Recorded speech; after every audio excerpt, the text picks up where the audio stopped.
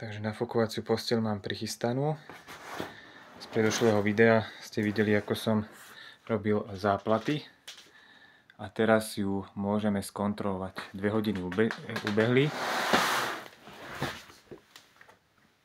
A ukážeme si miesta, ktoré boli opravené. Tu máme prvé.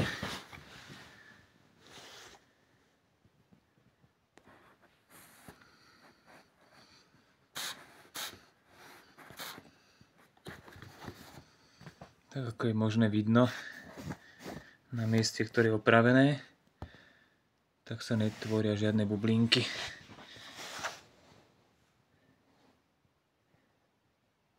Proste je to spravené tak, ako to má byť.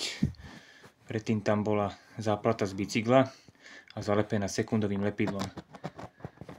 Ako teraz tam ešte ostali zvyšky toho sekundového lepidla, ale nepoznám spôsob, ako ho odstrániť.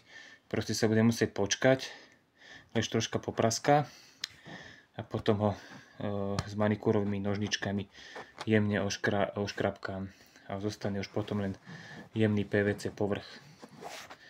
To isté som robil na tejto záplate s rozdielom, že tu nebola použitá záplata z bicykla, tá čierna ako predtým.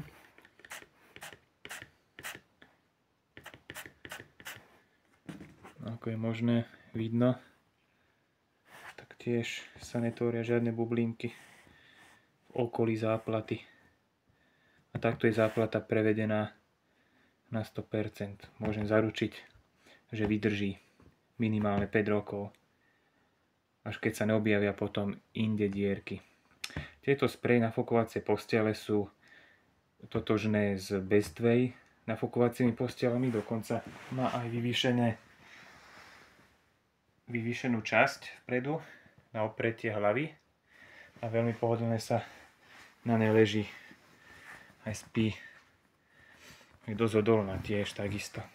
Akurát to, že neobsahuje fiber technológiu, ale to vôbec nevadí. Na bežné spanie, prespanie je úplná topka.